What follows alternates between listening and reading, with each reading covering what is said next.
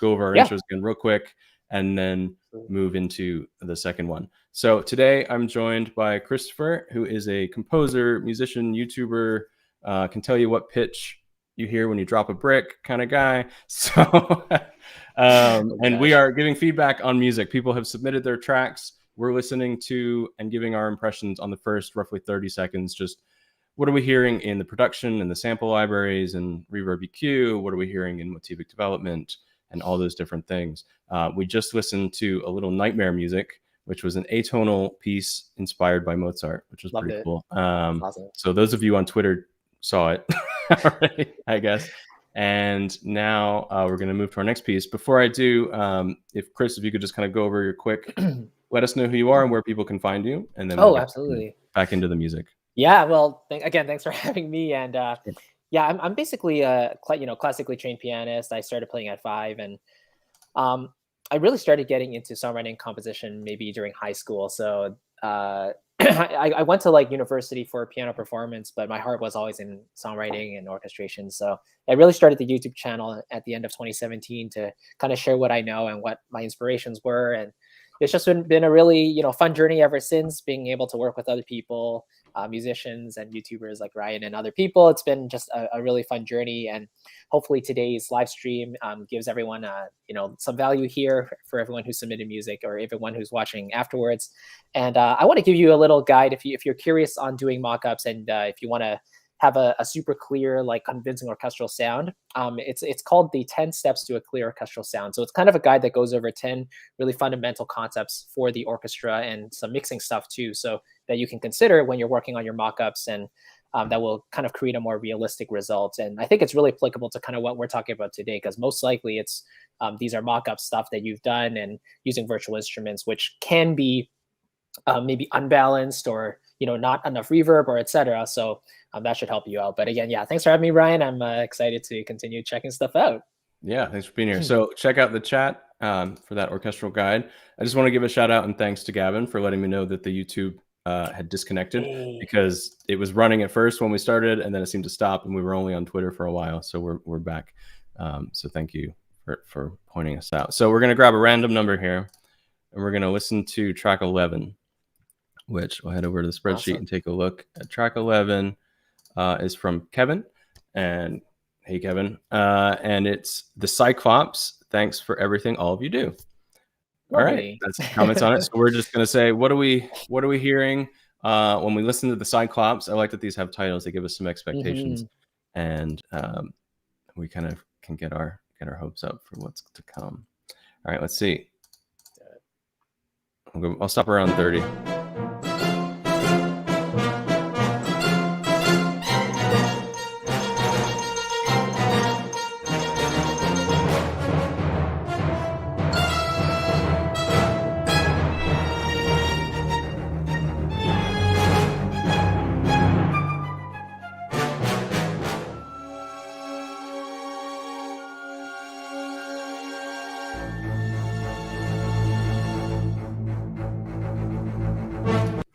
Wow. The Cyclops. So actually, no, Kevin, I know this piece is inspired by some Bernard Herrmann. What is it called? The Seventh Voyage of Sinbad, I think is the score or something. It's like an old action movie. So I know this is kind of that golden age Hollywood. Awesome. Action music is what we've got going on here. Beautiful. All right. Let's see. Where do we begin? That was a lot to kind of take in. That was super. Something that's really good as far as an intro goes. Big, bold, just like we're into this. You kind of know exactly what's going on as soon as it starts. This track wouldn't work if you kind of faded in the strings and then hit us with it. Wouldn't hit it. So it's also the fact that he's hitting us with like a tritone right away. It's like right there. You know something's gonna happen. So. You know that this is not a friendly Cyclops. That's right. Right. So I'm hearing. How to put it? I guess what I would focus on here, and I'm interested to know what you think, is the samples. It sounds like samples to me. If that makes sense. Like I can kind of hear the virtual Yeah.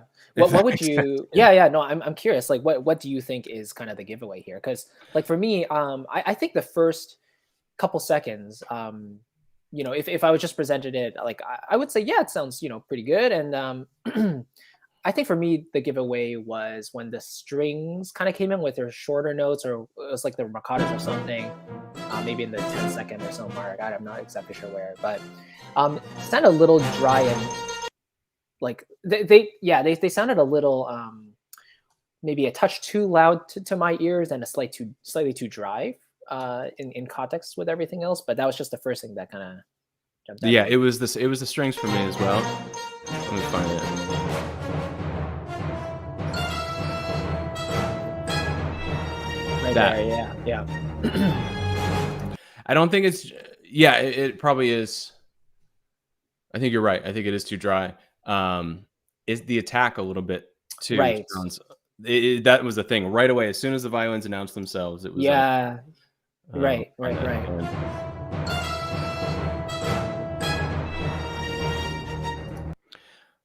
Is it maybe just that very first note fades in too much? I That it's think like, so. I think so. "Mwah," Yeah, right, instead right, of, right, right. You'd expect it to have a slight more yeah, attack to that first note it. needs a stronger attack because otherwise it's just like, "Mwah," Right. but we're hearing kind of this like slurry thing. Yeah. That might be, yeah. I think it's the attack. Yeah, like even if it's just like a spicatissimo followed by a stronger accented sustain or something, rather than like a legato patch, right? And then those basses, it's similar to that other one we heard where the brass felt like they were just like kind of right next to me. Hearing this in stereo, I feel like those basses are kind of like next to me Right, instead right. of instead of quite like Sure. in the room quite as much. So yeah, I Yeah, think the strings maybe are all a little more present because the wind stuff and the drum stuff feels better yeah, to me than the absolutely. strings. I think the strings are what's kind of Right. give the giveaway. Yeah, I That's mean, the this brings up an interesting like topic about mic position. So I'd be curious to know if this composer used all the same type of mic position placements, or if they kind of went with a closer thing for the strings or whatever. Because for me personally, I tend to like to use the mixed default mics in a lot of the libraries. They tend to sound right. pretty good to me. But sometimes, the close mics, um, they can sound a little like mono in a way as well, and not very nice sometimes. So even adding in a dash of the room reverb or the tree mic, can also widen out a bit and push it back. Yeah, I agree. I usually want to lean on the mix because you kind of trust that they've Yeah, worked on it. exactly. You Yeah, know, that that's what they yeah. think is presenting the best sound. So I think the only problem you run into is when you're mixing libraries. So I'm guessing that these strings do not come from the same source Hmm, hmm. as the brass. It's Yeah, probably a different library. I wonder, maybe next time we do this, I'll add a little part in the submission form. They're like, "What are your libraries yeah, that you're using?" That yeah, might for be a sure. good Yeah, that might be a totally. good thing for us to know. But Yes. yeah, my instinct is that the strings are not from the same library because they sound like they're in a different space. Mm. So then you're going to unfortunately have to get into the mics. I focus more on that with like a solo instrument. If it's like a solo cello, then I might go like, okay, I want just the close mic and I'm going to deal with how I do it. Hmm. Um, I am not personally, I am not a details guy, unfortunately. I'm just more of I'm like a big picture and then I'm like, yeah, this sounds great. Ship it out. Right, right, right. A little bit, Sure. I know there's some channels, I think, is it Mike Verta maybe, who's really good at the like, you want this horn to sound real. This is what Right. you're gonna do. And I respect that. And that's just not where I'm coming from. Hmm, hmm. Um, but I think mic position is a big part of that. You're right. Somebody's saying the Absolutely. strings sound like BBC SO. So Ooh. maybe. I don't know. Yeah, Maybe okay. good ear if you can recognize different string libraries. I do not have that. Let's see. So yeah, I guess we should probably move to the next one. Yeah, let's do And it. Great but work. yeah, I think similar to the other track, I think there's a good job of just the interesting content. Yeah. Keeping me when I'm like over here, especially if we're fighting a cyclops, we want this like on our toes and falling. So Right, right. it fits the metaphor nicely, I Yeah, think. making use of the full orchestra, Yeah. all the sections. All right. Random number 14. Mhm. Let me mark off that we heard. This one, number 14, is Theme in A, Title in Progress. I like Yeah. that. From Garrison Keaton. This is a work in progress excerpt from my first composition. I'm using the Spitfire symphonic libraries. I'd love feedback on orchestration and realism. Well, that's good because that's what we've been focusing on. So, yeah. Oh, I didn't show the spreadsheet here. Sorry. Here There you is go. how it's here. But yeah, you got the idea. We're focusing on feedback on orchestration and realism. So let's look for theme in A. He listed his libraries too. Perfect. Spitfire Symphonic. I'm guessing that that's overall for the whole thing, the Spitfire Symphonic. Yeah. I have that library, and I was kind of blown away when I started with it, and then I find sometimes it's it takes some work, right, to to get all the different, because my biggest problem with it is that the key switches don't line up instrument to instrument necessarily. So some things have different lengths of staccato, and it's not always the same switch for certain things. Whereas like cinematic scoring libraries, the legato and the staccato are always in the same place. So if you want a short note on the tuba and you want a short note on your viola, you're going to get it the same way, which I think is awesome. That's a frustration I had a bit with Spitfire, unfortunately, but the sounds are good. All right, we're going to listen to 30 seconds of theme in A. All right.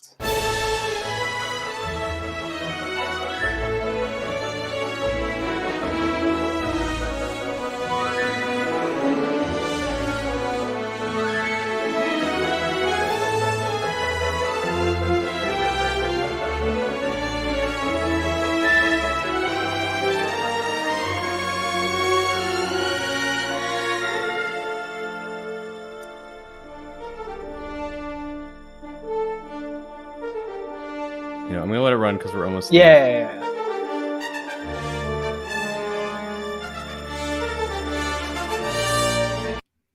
Oh, but it stops. Oh, he cut it off himself. I guess he just that's fair. I told people that that's what we'd be listening to. Yeah.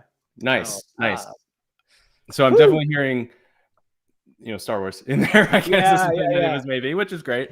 And I'm reminded a little of the Mario Galaxy music. That we talked about before. That's what my big mind adventures, right? A big adventures thing. Oh yeah, of course. I'll let you go first. Sure. Yeah. Well, first of all, I just love the overall vibe. It's very pleasant, and I love the fact that you use a lot of different borrowed chords, from different modes. You definitely got the Lydian sound in there. You got I heard a C chord in there within the A major, so you have that flat 3, which is really cool. That's not used overly often. You kind of had an E flat in there too, so flat 5 stuff going on. So it's like a whole bunch of really cool chords. Unless I'm mode mixture. Yeah, exactly.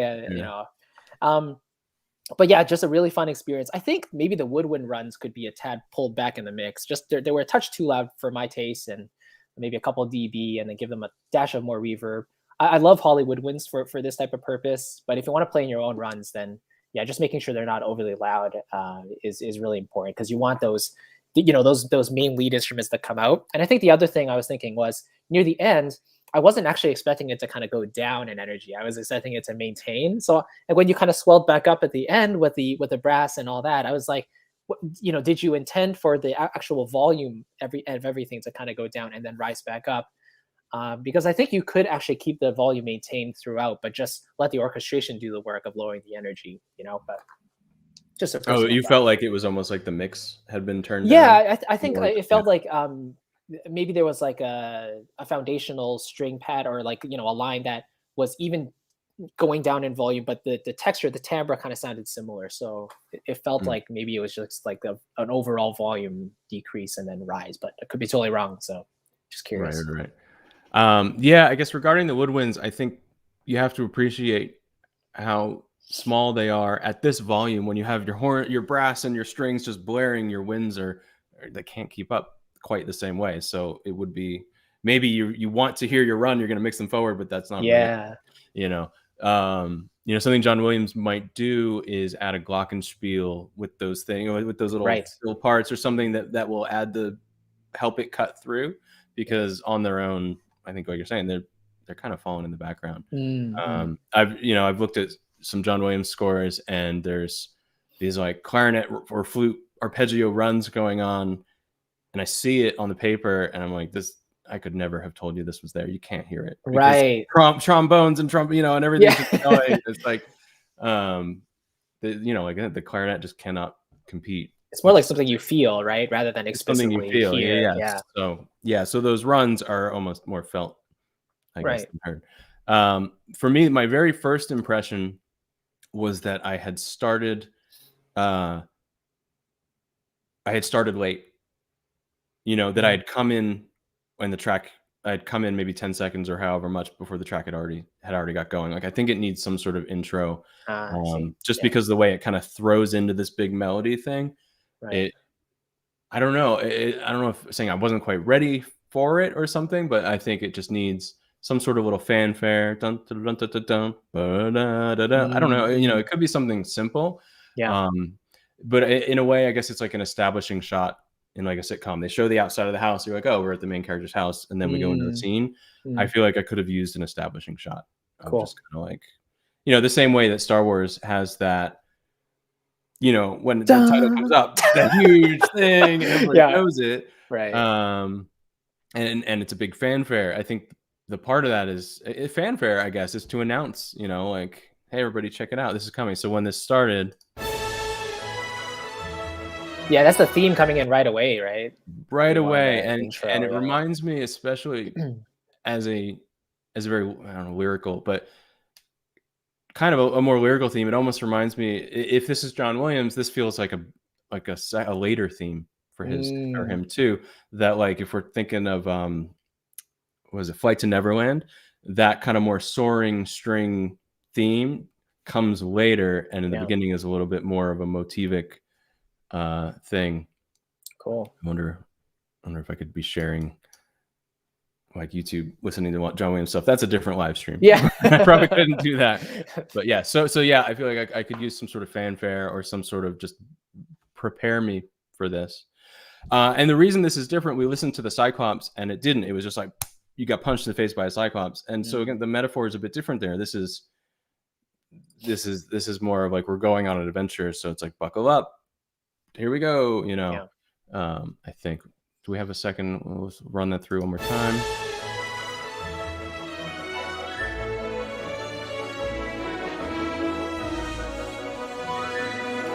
I feel like this is nitpicky. I don't think we need that da da da that little turn. I think we need a moment that, again, if we're trying to be stylistically true, I think that would be a fill from another part. So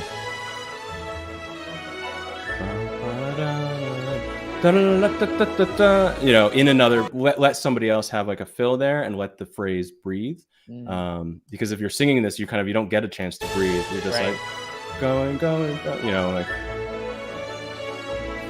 breathe, Yeah. You don't need that little Yeah. turn.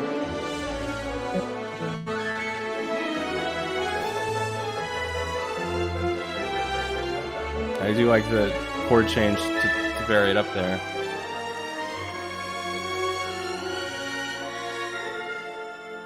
Yeah, so like this part here, I was like, what? Okay. He went so soft.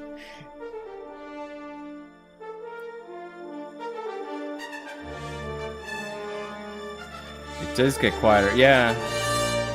It's cool. Yeah, I mean, I definitely hear that that's a very any main titles in Star Wars will do that and you do that and then the Death Star or whatever, some sort of ship goes overhead. So that I feel like that's what that's probably inspired by. Right, I right, guess. right. Yeah, let's keep rolling. Right. So somebody says Tchaikovsky meets Indiana Jones. I get that.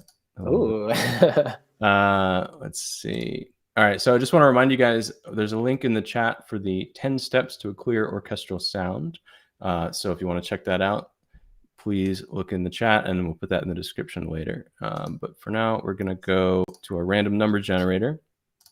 I'll mark off that we listened to theme in A. Also, theme in A, come on, give it a title. Yeah. Give it. Well, here's why. Here's why I give it a title, because when I'm like, hey, I'm going to go work on theme in A today, what do I do with the brass? Like, that doesn't inspire me, or it doesn't tell me if I'm making the right decisions. Whereas I'm going to work on, Indiana Jones's next adventure, even if you have to, whatever, just, or something, or like exploring, I don't know. I think some sort of metaphor for yourself really helps you, not just the motivation thing, but just more just kind of know, like, what does this need? What does this, where is this going? Because, like you said, you were kind of surprised it went down and it got kind of dark, and it was like, well, what is this? If this is just theme in A, then I guess it doesn't matter where it goes. If this is I don't know. I guess because then you also run the risk of just trying to tell like 15 stories within your piece, and maybe if you had a specific Indigo shopping or whatever, you have a more specific just focus that this is going to keep us on, and we're not just kind of like switching from dark to because it sounds cool to do that necessarily. Exactly. When that happens in Star Wars, when you listen to that, you maybe get used to, oh, the music is happy and then it gets dark. You have to be careful when you listen to film music because Darth Vader's on screen now. That's why it's dark. It's not because John Williams was like, it'd be really cool if we went minor now. That wasn't why. Right. It was because the audience is experiencing something dark in the main thing that they're looking at, and you're just trying to support that. I think sometimes people forget that film music is supportive, and also that the people get used to these kind of like random twists and turns, which make sense to picture, but sometimes just sound random on their own. Sorry. So did I hit the number? No, I did not. We're going for a new number 7. Switch over to our spreadsheet here to see what we've got for number 7. Demo for review. Oh no. Let's see. So from Aviv Shikar, I guess. Hi, I compose music as a hobby. I'd like to know what you think about this piece. Thanks. All right, simple enough. So, and I think it's awesome how many people just do music as a hobby. I think it's such a stressful hobby in a way. Sure. It's just like this endless, you can never be done. You can never be done learning. So that's I really admire that being a hobby. Self-motivated for sure. Oh yeah, definitely. All right. Sorry. It was demo for review. All right.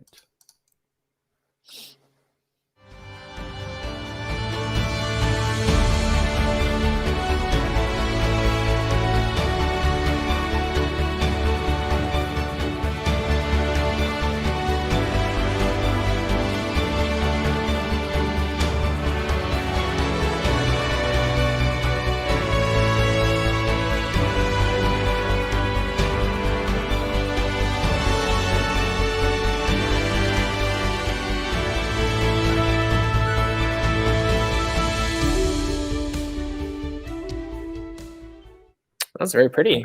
Love it. Yeah. I love the variety we're getting. It's like all the same. It's all in the same genre, but very different approaches. Definitely. Yeah. Let's see. So the influences, I don't know. I'm not trying to insult people when I mention the influences. I hope that's okay to just say what I'm hearing when I hear this, what it's bringing to mind. I'm reminded this has kind of a bit of a Zimmer style to it. It reminds me a little bit of How I Met Your Dragon too. With the drums, I think, with that dun, dun, dun, that big theme. All right, and this time I won't critique the intro fading in. Obviously, I think he highlighted favorite part of the track. So that's perfectly fine. Let's see. I'm trying to think. And also, if I have to guess, I'm gonna guess he came from a modulation too. Or came from right. Key, Yeah, right? yeah. So that's you reminded me something I wanted to say. Yeah.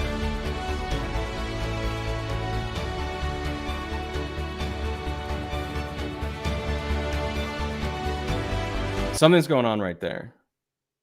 There's a different pitch, and I don't know if he's changing the chord. We can hear that one more time. I don't think I noticed it.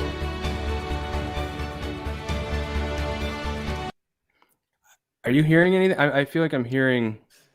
Is it? Do you hear something like in the middle or something? Where I'm hearing it, it's on that. It's right on that chord. Right on the chord. I mean, I kind of hear like a low, really like low brass, like a that like really brassy quality in the very bottom. It feels like it's still outlining the taunt, the bit, the root, but. I don't know. I can't discern quite what I'm hearing. This isn't quite it, but it almost feels like everybody's on this D. What are we? Yeah. D major chord, and somebody's playing an F natural or something like that. That's kind of what I'm hearing. So it's like dissonance. I can't quite tell what it is, and at first I thought it was like an intentional thing. Now we're listening to it. I can't quite pull out what I'm hearing.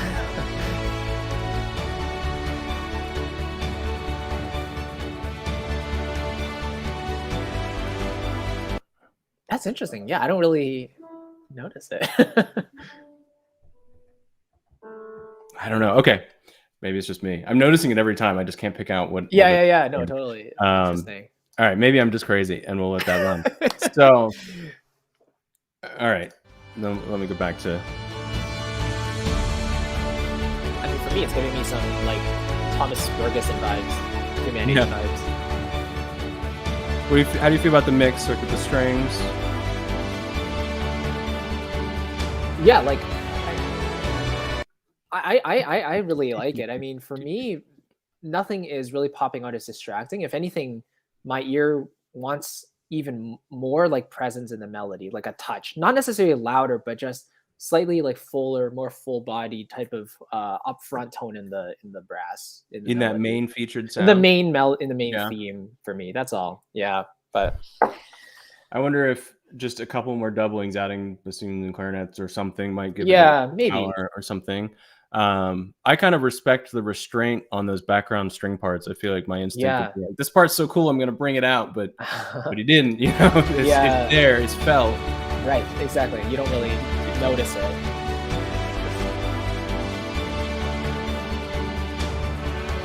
Yeah, like any ladder, it would start to poke out, but I hear what you're saying a bit, especially on that pickup. That feels like it needs a little more presence. it needs more presence. Do you think it's just that? Why is that?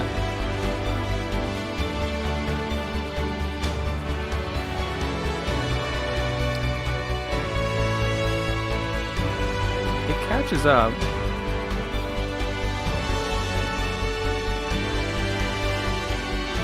You're right. So these last few notes, like I think the theme is da da da da, but I'm like not 100% sure, you know. So On what's the main line? yeah, the exact like Yeah. main theme he's going for. Yeah. You know what? I kind of almost take back what I said before. I said I like the restraint on this on the string on the arpeggios, but here I think maybe he's added the violins, but it's not enough. I think because I think adding the violins might help bring that melody out, but I think he did, but now he's kind of naturally tucked his strings so far back. So it's like, you know, tuck it back for the arpeggio is great, but now bring it forward. Right. I think the strings are here, but they're not. Yeah, like I can kind of pick it out. It's definitely more pulled back than before, I think. Yeah. So that's interesting that the melody. Do you want? I guess I wonder how much of the drums are to blame. Also.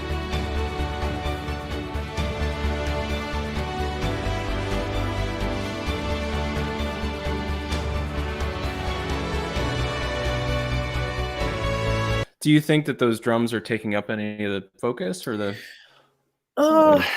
It's tough to say because like it also has kind of a hybrid feel to it too. So I'm not sure if he's really going for that maybe more like traditional percussion sound because it has more punch to it, right? So in terms of like frequencies, it's definitely taking up kind of the low like mid range as well. But I'm just thinking about like the horns, right?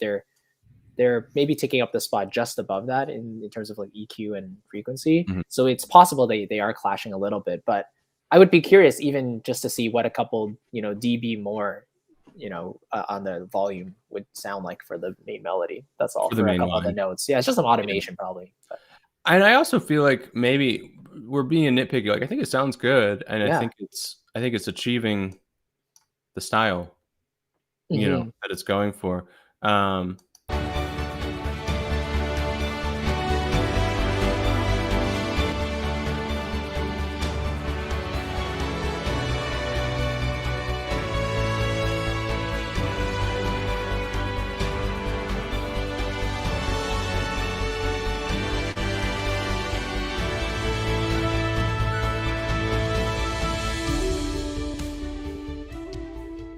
Yeah, I'd be interested to hear. You know, I understand the drums are an important part. I'd be interested to mute those and see how it feels, and if we still get a lot of the energy, and maybe because I wonder if that's like an Action Strikes loop or something going on under, and you know, maybe what is it like with them, or with them being less just going all the time? Do we get more space? Maybe we don't. Maybe, you know. Yeah. It Muting is a be. good option for sure. Let's grab. I mean, just to hear it, just so I could know. Like, yeah. Here. I would want to play with the stems. All right, let's go to our next one. Number one. Lucky number one, you are up. Let's see. So let's head to our spreadsheet. make sure we marked off. What did we just listen to? Demo for review. And also, you know, again, on the title thing, that would help us maybe in the future, if you're submitting for something like this, that would help us understand your intention even more too. It's not just demo, but like, you know, after the wedding, after the victory, after the mail came, who knows? You know, like maybe do I know if it's appropriate or not? It's hard to say. Give us some character. But here we go. A star in the sky gives us, you know, something to think about. It can mean a lot of things, but it still gets us something to believe by, and says, "Have fun listening." Which we will. Here we go. We're gonna go for 30 seconds of a star in the sky. Oh, we got a problem. Often I find if I refresh the screen, that comes back. Nice.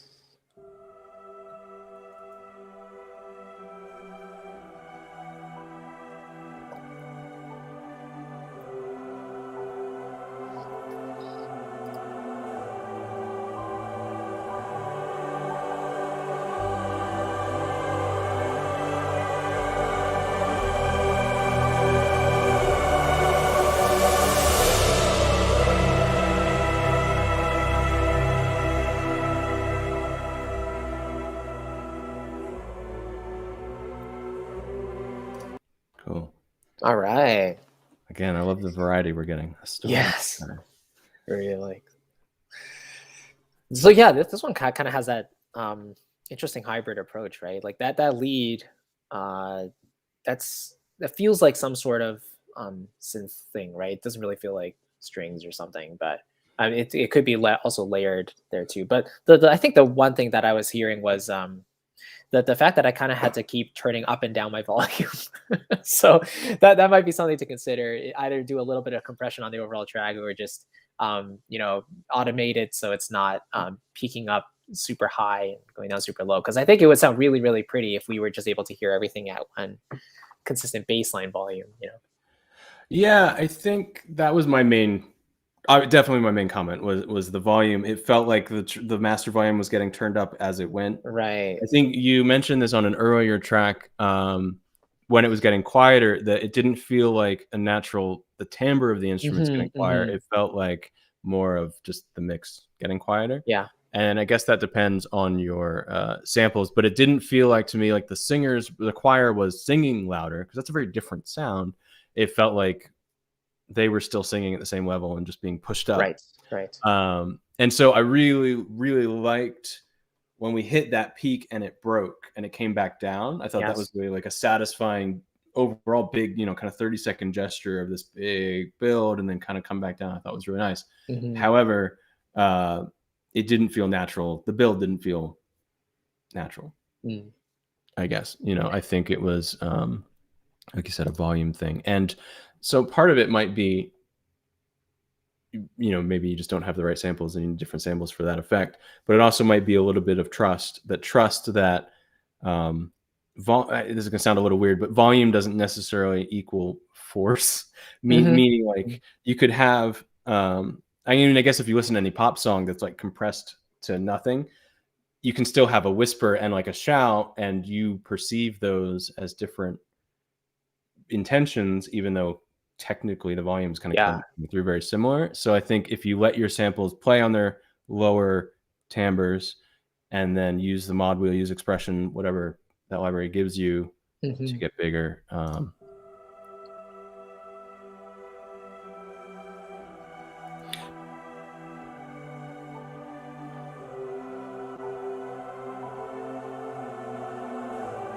Here.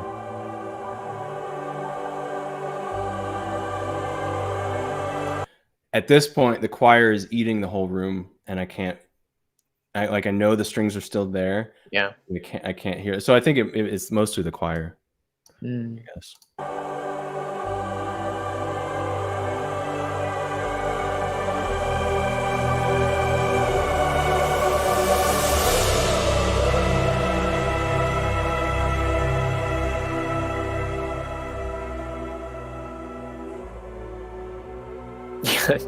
Huge swell.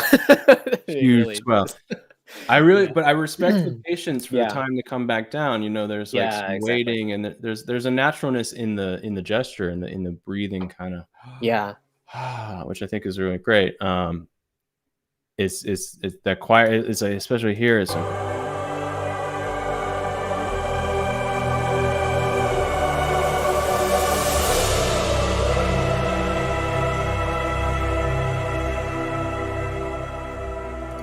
that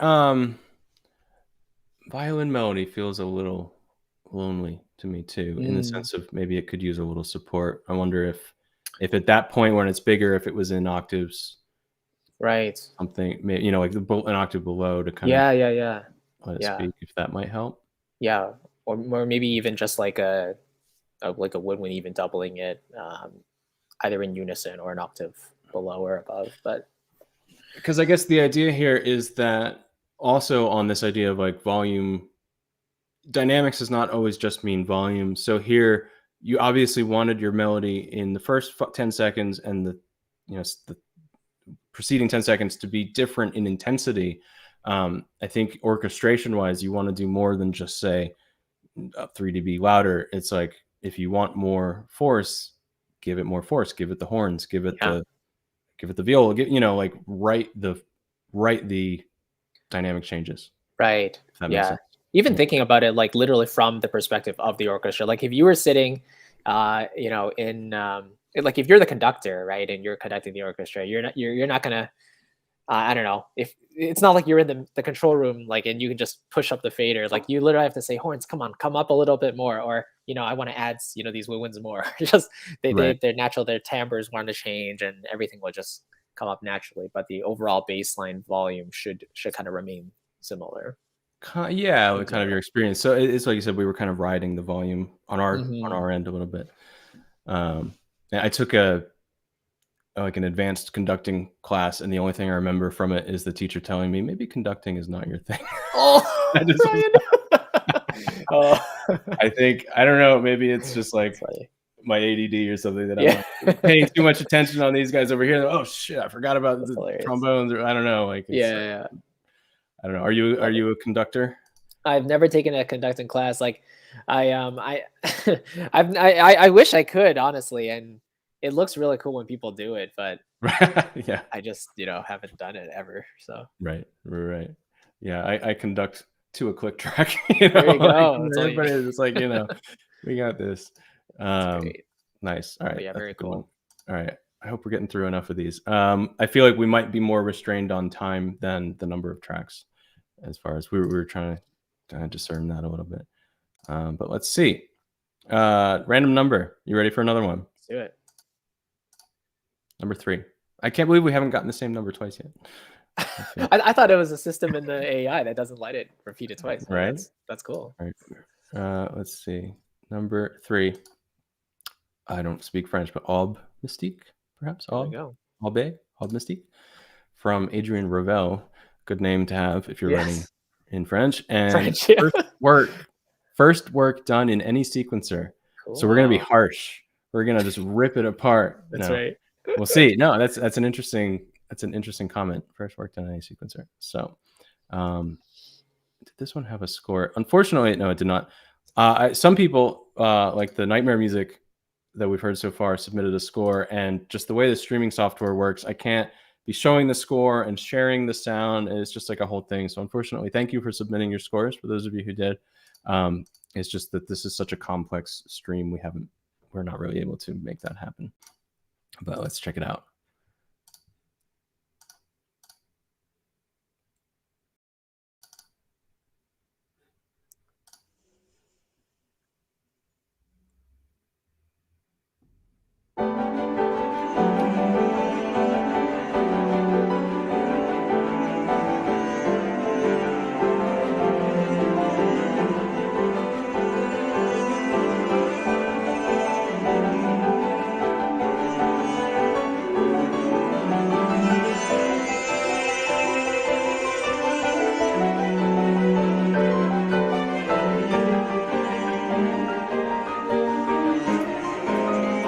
Love that Nice. modulation. Very That's different. great. Yeah. Very different.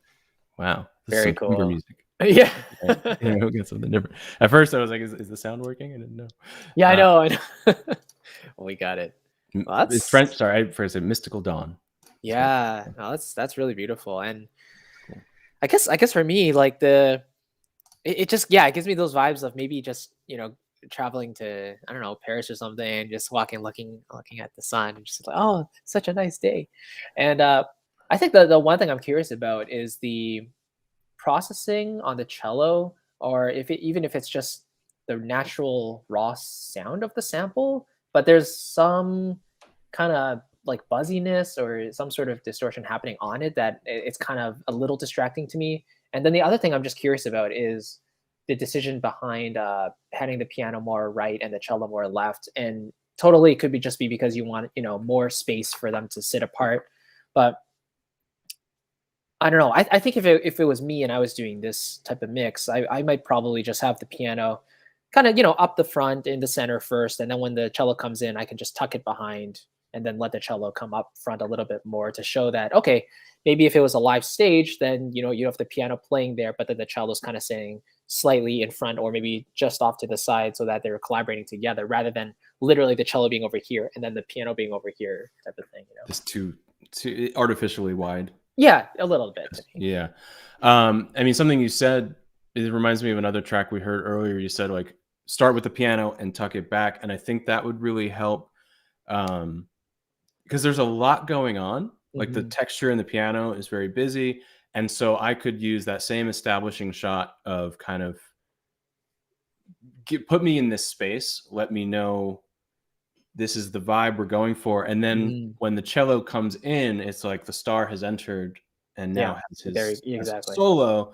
Instead of when everybody starts at once, I'm like not necessarily sure that the cello is the star. Like eventually kind of caught up to that idea that like, Yeah, okay, I'm supposed to be focusing on this, but I don't, if everything starts at once, then it's just like two people started talking to me at the same time. Which one am I going to listen to? right. If that piano can start, and then like you said, you could even tuck it back in the mix a little bit. The piano starts and sets the stage.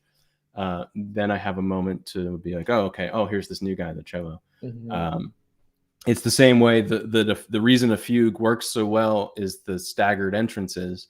It doesn't just start all at once, like all four voices. It's like the main theme, and then when we Yeah, hear it come in on the second one, we're like, we can process it because we're like, oh, okay, now my focus is on this one, and the other line is a texture. Okay, now I'm focused on this one. right. Um, so yeah, so similar to another one where we were lacking an introduction. I think there can be power in start. I mean, you could use your cello in that power. You could do a big gesture dun, dun, into it, or I don't know. Mm. But I mean, did it have? Let me hear that again, actually, because I was thrown off a little by the silence. Yeah.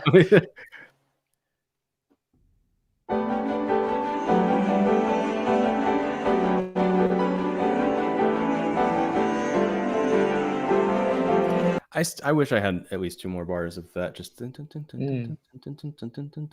ba-da-da, for the cello to then come in. Right, right, right, right. And then I think speaking kind of to the sample, this feels a little harsh. I wasn't 100% sure if it was a cello Mm. at certain points. I was like, I think that's the cello sound, right? And I think it's probably, I don't know if it's the programming or just the actual instrument, the library. Like is it that it needs more nuance, or is it just that that's not the best cello Yeah, necessarily? I don't know. yeah.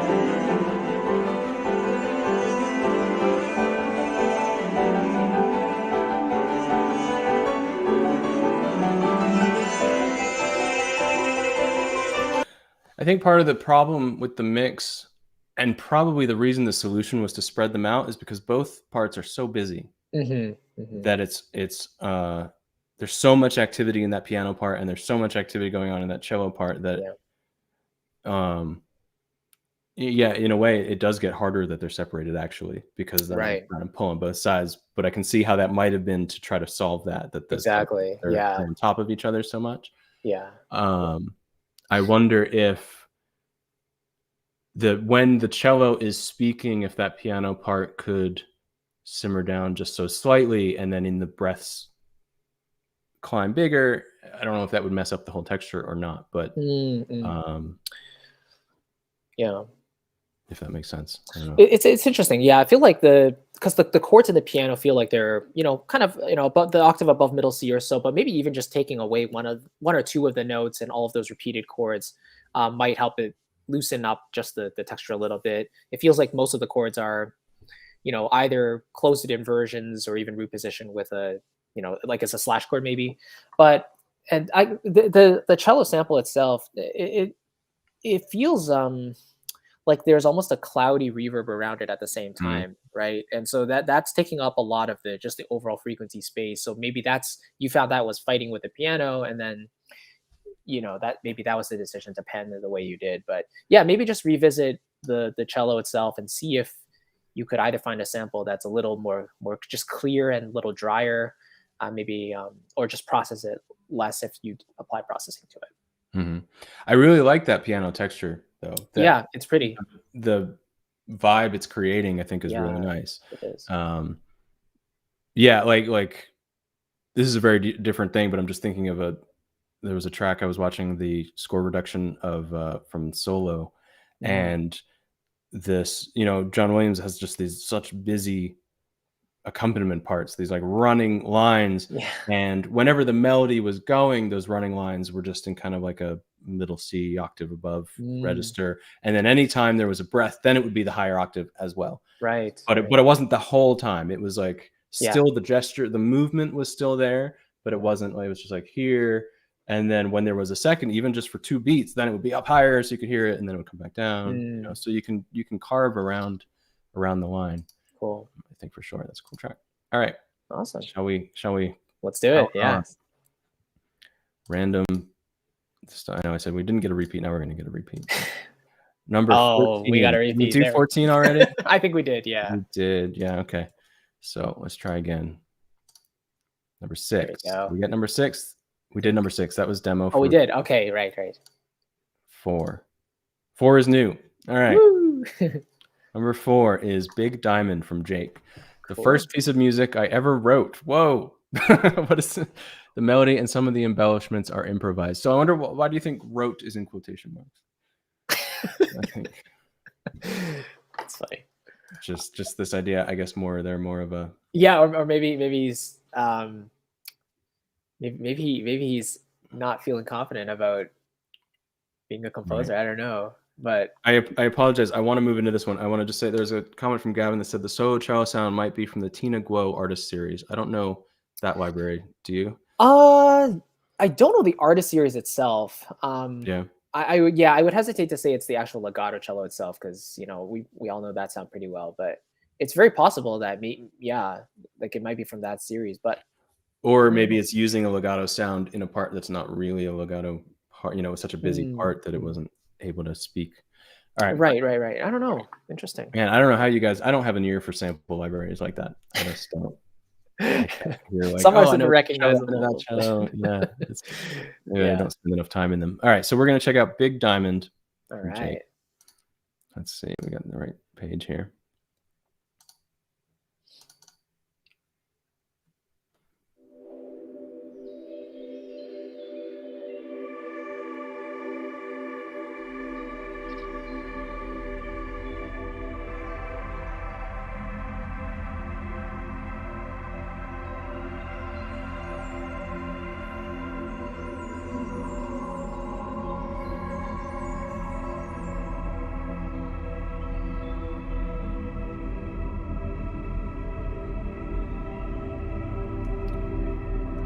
Run just a little bit longer. Sure.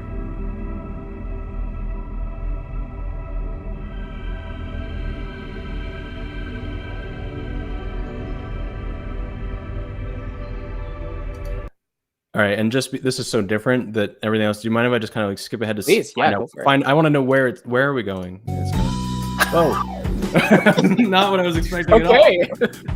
All right, I want to hear that transition. Yeah. Wow. Okay. I'm kind of glad I did that. I closed it, but I was like, where are we going with this? This is not where I thought we were going at all. And then do we keep that vibe? Then it seems to get quiet. Okay, so it's kind of 2 halves. There's kind of that ambient intro, and then the more groove-based thing. Okay, go ahead. Oh, okay. Well, We're I was going. gonna say, like, if it was just based on the, the first section there, I mean, I think you Let's said focus on the first section. Yeah. yeah, yeah, yeah. I think you really established like what you set out to establish. I mean, you probably wanted a more soundscapey type of thing where it feels kind of ambiguous, like up in the air, like you're not really sure where things are gonna go. And some of those chord changes were very unpredictable. I think you basically went from like, B minor to F major or something. So big tritone thing there. But just in general, a very like I like the balance. I think, everything sounded relatively uh cohesive and together, and yeah, like nothing really stood out to me as being, I guess, out of the ordinary or super unbalanced or anything. So Mhm. The title is Big Diamond, so it's hard to know exactly what the intention is. right, sure. Um, it's hard to know because I don't know if you saw both of us kind of jump when we skipped ahead to like a minute in and see where was this going, and it was just not at all what we were expecting.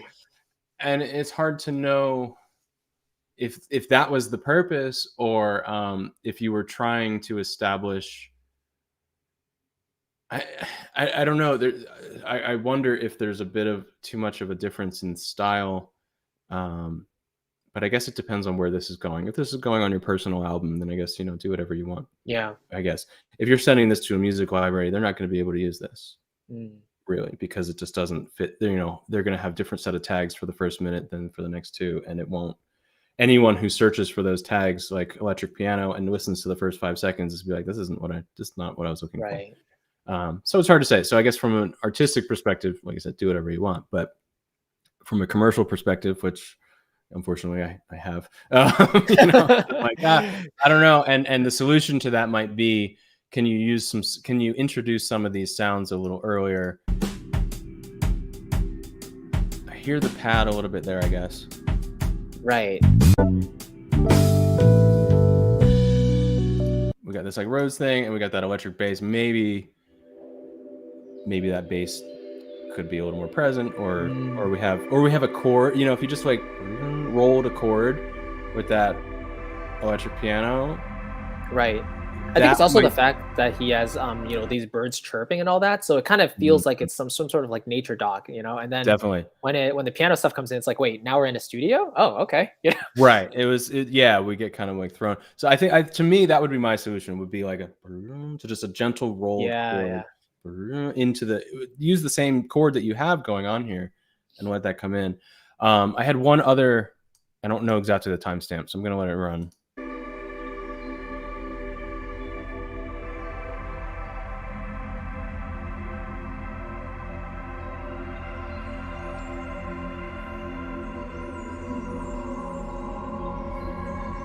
Right there. What is that? C sharp? Like a C sharp comes in? Mhm. Sorry, I have to use my keyboard. No, no. The there's this really amazing concept from Alan Belkin. Do you know Alan? Yeah, yeah, Probably. yeah. You've seen his stuff of bumps and holes, where he talks about where if something kind of hits you that isn't quite what you're expecting in the context, or is too soon or too big or whatever, it's a bump. And then if there's like an emptiness and a lack, that's a hole. Mm, And I got a slight, but that C sharp gave me a bump that it was. It's hard. It's a hard nuance, but it was more dissonant than I'd been led to believe we were going to be, if that makes sense. right. Or I guess I needed. I don't know how to put this because it feels weird to say, but I feel like we're so, like you said, it's like a nature thing in the beginning. It's so happy Mhm, and mhm. peaceful, and then I got that C sharp, and I was kind of. It wasn't so much like, ooh, there's some darkness, as much it was like it bumped me. Right, You right. know, and so to prevent it from bumping me, I don't know if we need to build up towards dissonance or if that C sharp needs to kind of fade in more or something. But Mm, mm. just that's the reality. That bumped me. That just kind of like pulled out my focus. I was like, yeah, there's a C sharp Mhm, there. mhm. Um, and it's a fine line. I mean, maybe maybe that's just fine. That there's just kind of distance, but I've been set up into peaceful Zen mode. And then so if you want that darkness, great. Don't bump me with it, like let it seep in, and then I'm like, Yeah, yeah, ooh, yeah. there's some darkness here too. Right. Um, maybe I don't know. No, that I'm definitely, making yeah. this up. Yeah, no. That makes No, no, no, no. That yeah, no, that's great. And but at the same time, like when I heard the C sharp, I was kind of getting the sense like, oh, maybe, maybe there's a predator approaching, or maybe the skies are getting dark or something. So maybe he really did intend to make us uneasy with it, at the same time. Who knows? It's tough to really say, but Alex in the comments mentioned Riders on the Storm, which I think, if I remember, I have to hear just the first. Yeah, it has this like rain sound. Well, so the difference with Riders on the Storm from the Doors, it has that kind of rain ambience, but then the band kind of fades in. It wasn't kind of setting up a whole atmosphere. This, with the pads and everything, kind of set up a whole vibe. The Riders on the Storm kind of goes like right into the actual timbres that we're expecting to come up. And yeah, so Gavin was asking, maybe they could submit the first half and second half separately. Yeah, these are two different. If I don't think this is for a library, but if it were, or if you wanted to repurpose it, I would 100% split this into two different queues, and make one is for libraries, or sorry, one is an ambient and has its own set of metadata, cool. And there's another one.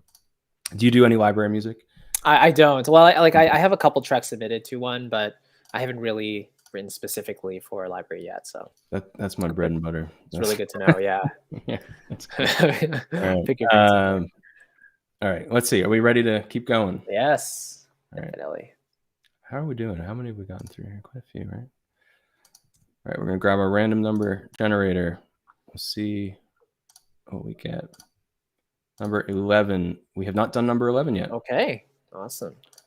So we're looking at Mood Swing from Bjarkatan. And there's no comments, so we're on our own to decide what Mood Swing means. That's right. My instinct, just from title alone, yeah. In the Mood, right? The Glenn Miller, is it? Oh, okay. Yeah, that's In the Mood. It's swing, and it's in the mood. That's what I think when I see Mood Swing. But I know right can mean a very different thing. But we'll see. We'll have to find out. The first impressions people are getting. There we go. I'm assuming it's not that, but.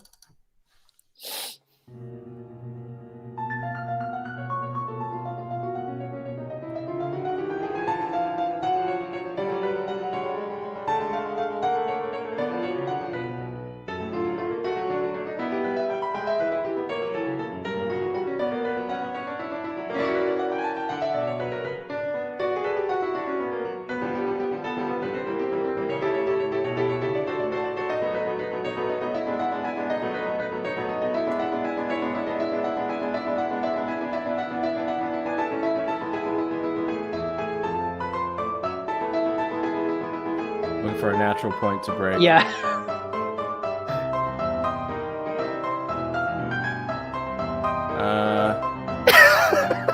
It's great there. There we go. It's great. I was just thinking, because I was like, I wanted like a nice moment. Okay. That's the first. Climax. That's the first part. That's where we're gonna stop. And right. Yeah. Cool. Wow. Very cool. Very Amazing. Interesting. Yes. That's our first solo piano piece, I think. Yeah. Nice. What do you think of the piano sound? Why don't we start there? Yeah, well, first of all, I have to say that is like that type of composition that like I would just like never think of. Like that's so unique, and it has so many twists and turns that just it's one of those pieces where I'm just like, how did you think of that? I'm like, it's sometimes it makes you feel like that, and in the best way, of course. So like, congrats on that creativity and making the most of what with what you have. I actually really like the ambience of the piano itself. The only thing that I would be curious about is whether you could play around again with more of the velocity, especially because it feels like it's supposed to be more of the fortissimo type of thing for some of those octaves and the dun dun dun dun dun, right? Mm-hmm. So maybe activating more of those high velocities if they're even available in the library, or even just turning down some of the quieter ones. Because the intention is definitely there. I'm just thinking that, especially when it gets higher in register and the notes are more repeated, then it could start to blend together in terms of the sample sound. That's all. But that you think there's a composed range of dynamics, but maybe the performance is not right. Yeah, exactly. Yeah, I guess. Yeah. Just more. I mean, that's a hard thing to think about, the fact that your sample is giving you a performance. Right. Sometimes it can be so easy to just be like output. Maybe you wrote this in notation software and you output it to like your good sound and just let it happen. But you really have to play with these just subtle little things. I mean, ideally hand the sheet music to a real piano player. Right. If this is like a solo piano piece, then that's manageable. It's not the same as hiring an orchestra, like this is something you could actually get somebody. Yeah. I don't know, on Fiverr, maybe. I don't know. But there's probably a reasonable thing.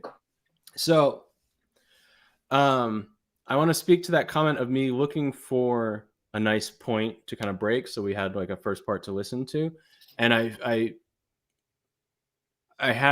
to repeat a comment that a composing teacher gave to me long ago that I thought was ridiculous at the time. That he said, you don't have any cadences. And I was like, you're crazy. How could I not have, like, how can you possibly write music without cadences? That's ridiculous. But I feel it took me 20 years to understand what that meant. And I'm starting to, maybe sometimes. And I feel like I didn't get quite ever a second to breathe as far as understanding where I was in kind of the geography, the context of the piece, and being like, kind of like, okay, this is a good spot for me to pause, because it just is kind of like kept coming and kept coming and kept coming. If that makes sense. I don't know. Yeah, no, certainly. It definitely feels like your anticipation just keeps on building. It's like, where's it gonna climax here? Like, what's the right. Yeah. We end up, oh, interesting. I jumped 3.5 in and we're in a similar place. So yeah, so it's definitely like a form, kind of like a build, right? And a build, which is nice. I do want to say I really like the intro, that thing we've talked about a couple of times, giving us a second to kind of establish ourselves of like, okay, it's this, like, I'm getting that this is piano and it's very nervous. Anticipation is maybe a good word for the whole thing. Mood swing, right? That we've got this kind of, I think that tremolo is really not, or trill, whatever's going on down there.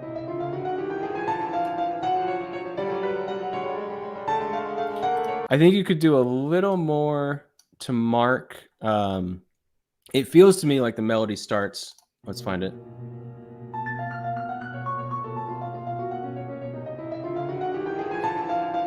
At 6. Dun, dun, dun, dun, dun. I would do something to mark that transition. So either highlight the build into it or highlight the moment. So maybe just at least just hit a chord. That's kind of like a nice punctuation. Or into chords or into octaves, right? Just so we get some sort of textural change. Because I think I'm feeling kind of motivically that's a start of a melodic theme, but I think I need the texture to help more clearly define this is the intro run into it, because it's in the same, your run into it is in the same register, right? And so it just kind of keeps going, either some sort of octave build or a chord, or probably both. And that might help maybe going forward too. There's a nice break there.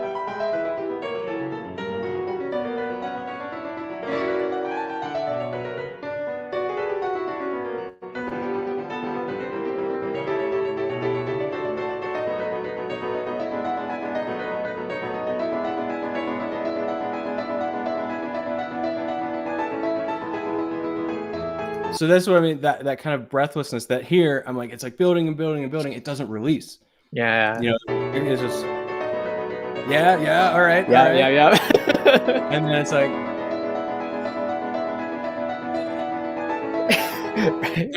there's a difference between kind of building up excitement and then at some point, I don't want to say I lose interest, because that's not what I mean, but in a way, kind of like, oh yeah, okay, cool, we're building somewhere. And when you realize we're not, then you're like, oh, in a way, right.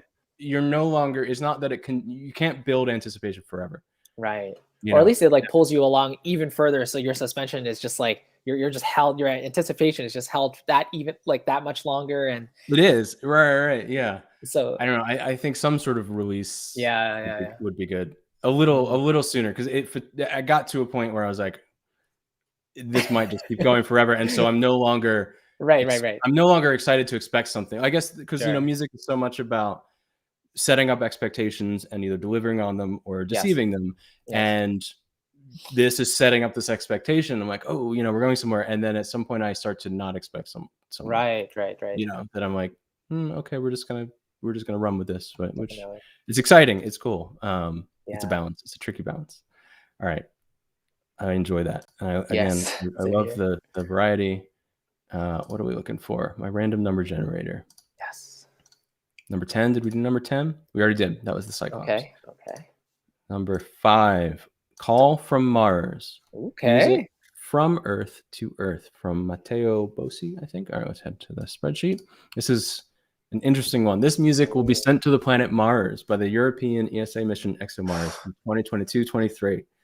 I need votes to be broadcasted back out of other 10 music tracks, part of a scientific experiment to calibrate the instrument. Please help me to become a part of history. I want a contest held by a Czech institution. My track combines different musical instruments I collected from many different countries to ideally represent everyone on Earth for this project. I used instruments from Australia, India, Peru, Russia, Mexico, China, Italy, Slovakia, African drum, acoustic guitar. So I'm going to share this in the chat, just the link to the, I guess this is for the competition, probably. Amazing. And then there's a video recording, so I'll throw that in there. He gave me the link, so you can check that out if you want to later. Are we ready to check out music from Earth to Earth? Call from Mars, music from Earth to Earth. Mateo. Nice. Well, you don't know what to expect, do you? I know. Here we go.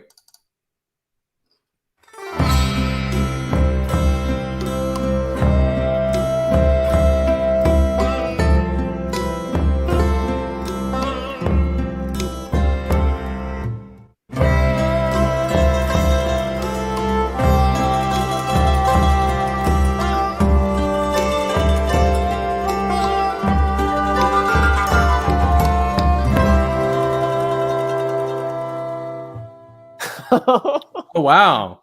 I wonder if that's the requirement, that it has to be 30 seconds or something. Yeah, no, that's right on. Look at that. I would be interested to know more about that. Amazing. That's wow, cool. Very cool. Writing. Sounds good. Yeah. I think the production value sounds really good to Definitely. me. As far as just, I feel, this is not orchestral, so it's okay for the instruments to feel closer. I guess. Yeah. That I'm okay with it being like right here in my ear. Yes. How do you feel about the blend of international colors? Yeah, in a very interesting way, it works. Like at first, I was a little bit jarred, but I kind of got accustomed to it really quickly, Mm-hmm. And I think the only thing I'm curious about is, do you think that the melody is as like present, or are you distracted at all by any of the elements in the accompaniment? Yes. Like, yeah, definitely. Yeah. I had two thoughts, and one of them was, I think after the break that there's a melodic line in my left ear. Let's see where. Right. Exactly. Yeah. Where's the break? Oh, I don't know. Now my opinion of what the melody is has changed.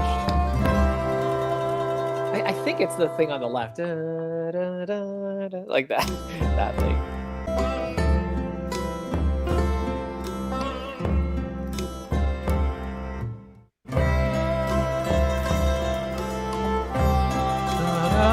That? Yeah, I think so. Yeah, so the fact that we're not quite sure speaks to the problem. Right. All the sounds are really great, but it's just like, It's a lot. It's a lot to process. Yeah. So those sounds, when they're in a texture, all those sounds being upfront and present and tangible is nice, but yeah, they're not making enough room if you have a star. To me, I guess for me, I was like, at around 20 seconds, I was kind of like, oh, I think there's a melody, instead of just, this is a texture, this is a space we're living in. And you have to make a call, I guess. If this is more of just a texture, then maybe that other part is a little too melodic. Maybe it's fighting to be like, let me be heard, and it's like, right. You're trying to stand out too much. Everybody needs to chill and just kind of like be a little more motivic, and not singing so much, or make way, let them have their moment. If they're the melody, we need to know it. Yeah, Which, yeah. Or like even if you're like super dead set on having all those textures in there, even I would probably put that melody up the center, to be honest, and even just turn it up a couple dB, or even consider, I don't know, layering it with something else in the similar in unison, but yeah, just because I actually like the stereo spread of all your different elements, because it definitely gives us a sense of a wide space, but at the same time, you don't want to lose the melody by putting that to one side either. So kind of deciding the intention behind that, I guess. yeah, I think it might be the doubling would really help, even just Right. using another. Let one of your one of your timbres stop whatever supportive role it's doing, and or Mm, color role it's doing, and go along. I think the erhu is the main line, and then maybe the flute needs to be doing the exact same line, or yeah, or the yeah, yeah. acoustic guitar. I don't know. I don't. It's hard to say what you'll lose by taking this thing away. Hmm. I think production. I think it sounds really good. It's just like there's this thing I talk about a lot, that people often end up with kind of gray when they mean to have like black or white on either side, and or not they mean to, but they end up with gray because they're not committing to a side. So you're not committing to this melody. You're Right. ending up with, I think there's a melody. And Yes. again, it's that either way, like, well, it's commit. It's the same way as like when you start a piece at mezzo forte, it's like you're not committing to anything there. Right. Right. Right. Right. Like that's not what is that? Just, Sure. are we loud or are we quiet? Like what are we going with here? Yes. And I think it's a similar, like, let's commit to that melody, because I think it's great. I think it's there. I think the concept, Yeah. for the little I know about this, where this is going, Right. but the concept of this tapestry of the Earth's music is great, and I think it sounds Yes. really good. I think it's musical and everything there. I guess we're being so nitpicky. What do we know? But Right. if we were to nitpick, to me, I think we're saying bring out the melody. Yeah. All right. Yeah. Exactly. A little Oh, bit. and sorry, Yeah. Yeah. my one other thing is the break. I feel like I hear an audible, like all the sound stops. Like I could actually hear a bit of a hiccup in that pause.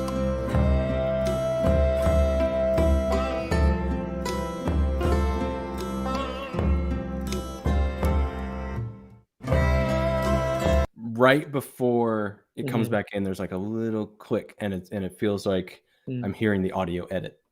That Mm. probably, like, maybe those were recorded in 2 takes, and it's so just maybe check and smooth that over. Nice. Maybe if you can let something that's ringing out continue to ring out over that tiny little gap, Hmm. um, would be good. Cool piece. So interesting. Awesome. Yeah. Um, all right, we ready? What am I looking for? Random numbers. Yes. Random numbers. How many do we got? We don't have a lot. We're doing pretty well. I don't think we're gonna unfortunately have time to get through everything, but we're getting through most of them. Awesome. Number 4. Did we do number I 4? We think we did. did. So Yeah. number 4. Number 13. We did not do Lucky 13. Okay. We have Rolling from Frano. Rolling. Composition was published as a piano pop arrangement. The orchestral version was not published. I'm looking forward to your comment critique. Cool. So I'm going to assume we're hearing the orchestral version, maybe. Yeah, And maybe. Yeah. okay, grab over here. Sorry, I forget to check up on the chat and make sure. Say nothing, it had sitar. Yeah, right. That was a cool track. It was good. It was good. What am I looking for? Rolling. Orchestra. Okay, yeah. So we're getting the orchestral version. Beautiful. So it's interesting to know that this started with a piano version. Hmm.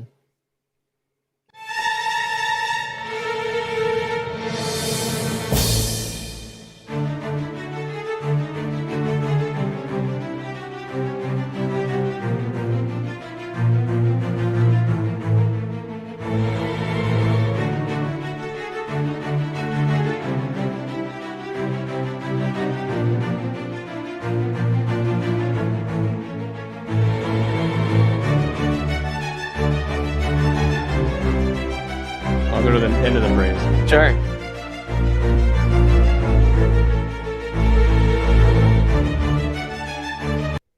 Cool.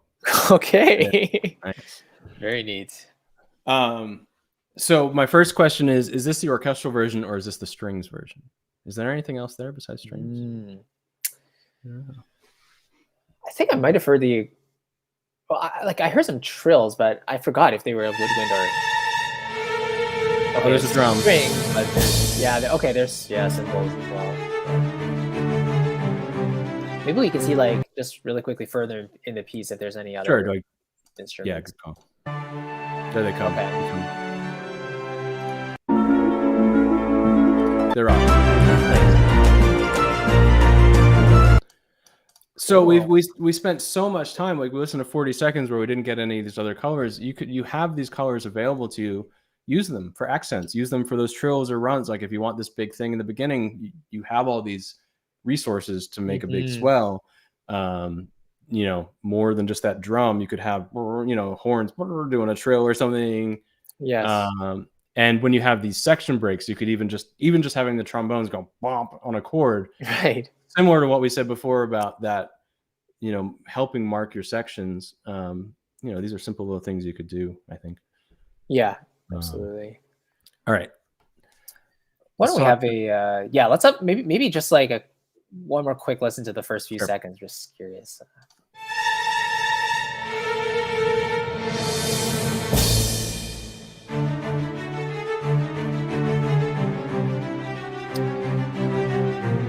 Yeah, so it's super interesting. Like I've never heard a theme that kind of goes like da, da, da, da, da, da, da, da, da, da, like that flat 2 on the second note. You know what I'm saying?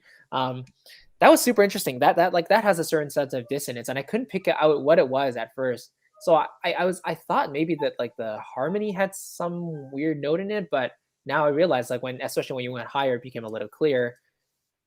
You kind of went with that pattern. I'm just curious the decision making behind that, like what, because everything else sounds very nice and uplifting and kind of bright and fun, right? But then that one dissonant note, that flat 2 of every single chord that you're doing, it's a different rub, you know. So can I listen to that for a second? Please.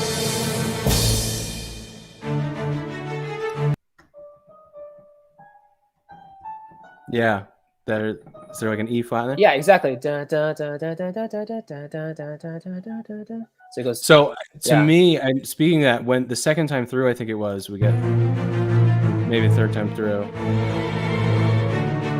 that F sharp. I was like, oh, we're major. Right. You know, yeah. I was when it happened Sure, at 17. I was like, I was surprised by that. There's that bump, that F. I was like, oh, I thought we were. You know, I thought we were in a minor. Right. You know, it's funny. I felt it was like major from the beginning. So then, keeping that major sound in mind, then I was like kind of thrown off by the flat 2, and I was like, right. I think it's the flat 2 made me assume, okay, we must be in some. Kind of exactly. But also goes down to a C, I think, right? Like it's like a.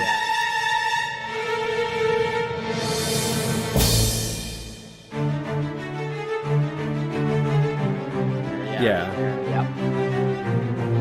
To the B flat.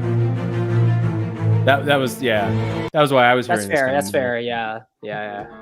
That sure. Going down that way. Parallel. So when the F sharp was much more prominent, I was like, right. oh, and you're right. I think it's because of the E flat and the F sharp, just that augmented second. They're not. Friends. Sure. In this style, in this context. I mean, I'm sure if this was the nightmare music, you could pull that off. But the mood here is like, it's jolly, cheerful. It's kind of fun. Oh, yeah, rolling, right? So yeah. I think it's that gray area. Or commit. Yes. Are we minor? Are we E flat? Or it's not commit, but I guess it's commit in the moment at least. But when you're doing kind of like a major flat 9, a major flat 9 as your main chord, that's a little bit right. Deceives the metaphor that I feel like we're feeling in every other context. That sure, you know, because that's I guess what's happening, right? We're getting this D flat 9, and probably maybe D7, maybe, I don't know. Yeah. And I think also there's a bit of a Lydian sound there too, because like I think there's a G sharp. Yes. Right? Yeah. Just before the very last A there. So we must be a major 7, a D major 7 flat 9. Yeah. Sharp. Right. Yeah, right, exactly. So I honestly, I think just the simple act of just removing the flat 2s and making them natural 2s would be. That sound nice. Yeah, that would be really. You know, it's not really nice. Yes. And there's nothing conflicting with the Lydian sound there. Then we know for sure it's like a major type of sound. And then it's okay also to move down to that C, Right. uh, Right. would totally Yes. feel, because as the chords are moving, I'm feeling like we're kind of getting some notes are ringing out that are no longer part of the mode we're in anymore. Yes. So Yes. like that G sharp is hanging out still, even though we've moved to a C major chord or something, you know. Mhm. So it's just like we kind of, every time the chord changes, we get a little bit of a lingering Right. Right. unintentional dissonance passing on. Yes. The strings, can we talk about the string sound? Yeah. Good segue. Anybody know what library that is? Some people, somebody knows, maybe. I definitely do not know this library. No idea.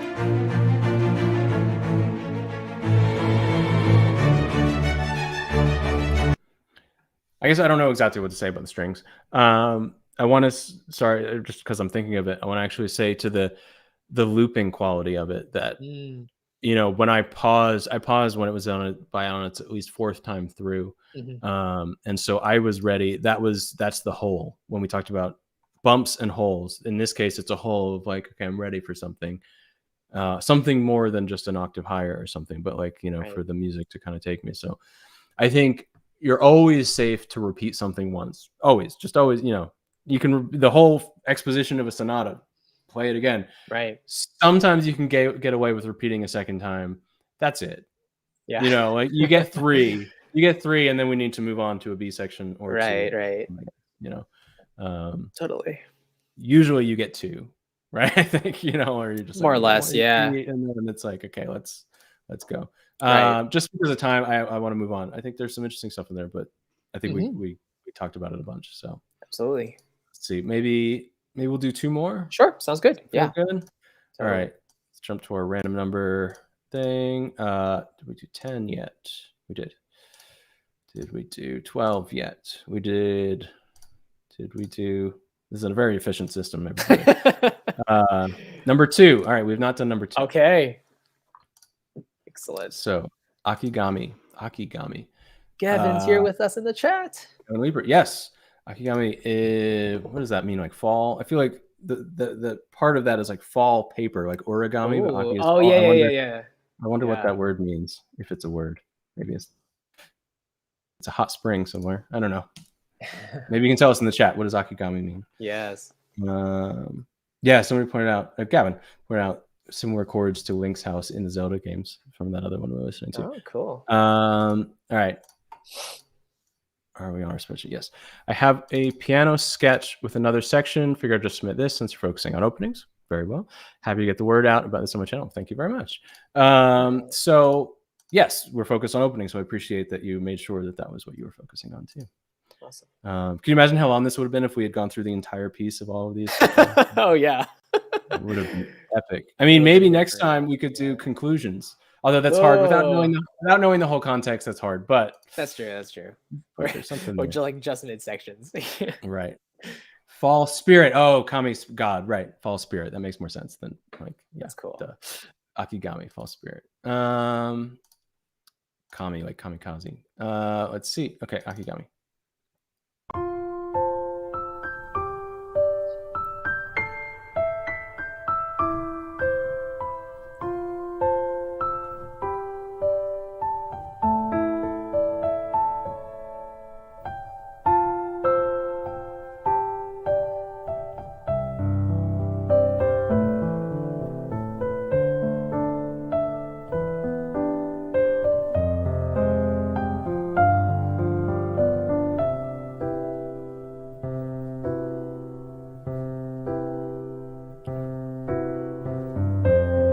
Sorry to stop it, but there was a natural point there. There's a natural Ryan, point. why? I know. Because we're trying to respect the rules here. Nice. Well, all right. Really so you have a Western name, but a Japanese thing. I think we know where the influence is coming from. Probably. Yeah, A little bit. But Fall Spirit is such a great title for that. That is. Akigami. That's a really good title. It's really nice. Really nice. Just to know, I want to skip ahead and just kind of hear. Okay. All right. So it sounds like we do bring in more instruments. Right. Instruments later. I was just curious to know. For sure. All right. All right. Yeah. I mean, I'll share a couple thoughts. So, like, first of all, I wouldn't change anything about the piano sound. I think it really just captures the vibe you're going for, something light and, reminiscent of the fall weather and all that. It's really pretty, and gotta say my favorite. Well, okay, at the very beginning when it kind of like went, da, da, da, I thought you were going to do some lullaby thing, da, da, da, da, da, da, da, but that was really cute. And then but later you did this F minor 7 to the G7 or G before going back to the C. So you had the minor 4 in there, which was a really, really beautiful touch. I thought you might have been modulating to E flat because of that, but you didn't. So, do you think it should have? It's hard to say. Like, yeah, please. I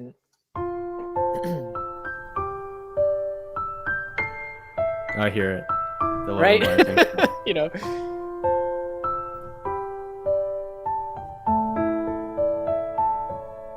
See, I love that. See that word there is so beautiful.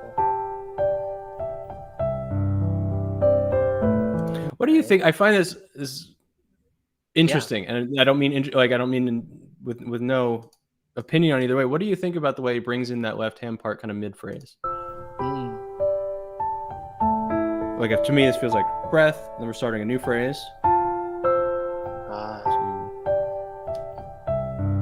Right.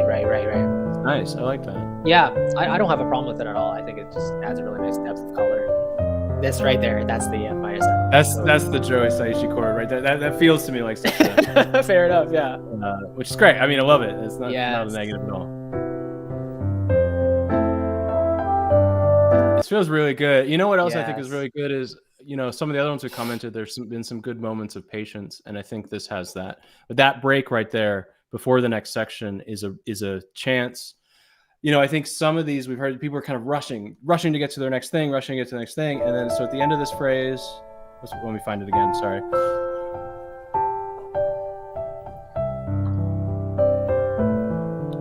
Hold on. The cadence is what I'm talking about. That we get to a cadence here, right? And you live in it for a moment, which lets me be like, okay, cool, and now we flow into our next thing, right? That's what I mean when my teacher was like, you don't have any cadences. That's what he meant. I think, was that I wasn't taking these moments to just kind of like finish my thought. Yeah.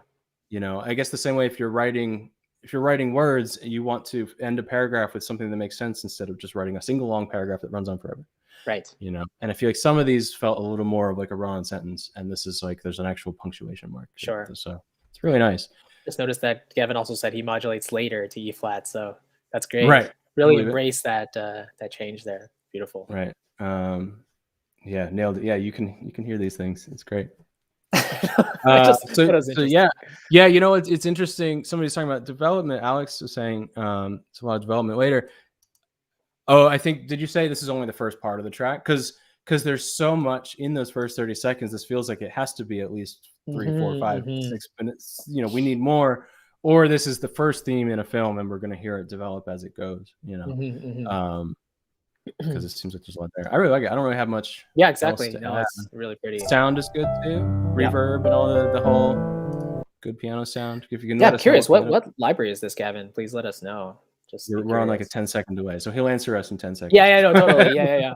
I wouldn't be surprised if he said like noir or something. Like just a really smoky. Oh, you're taking a guess. All right. I am. Yeah. Because I just recently got it, so I'm super curious.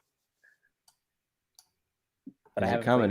I don't know. We're waiting. While we're waiting for a second, if Gavin will tell us what his library is, I want to remind you guys, I'm going to put in the chat the link to the 10 steps to a clear orchestral sound, which Chris is sharing with us. Thanks. So please do check that out. This is just the A section. I told you we're on a delay. This is just Keyscape. Damn it. Okay. All right. Do you have that one? I don't have Keyscape. That's on the bucket list eventually. Yeah. I'm going to make a note. That sounds really nice. That's very good. I don't know. What do you use? What's your go-to piano?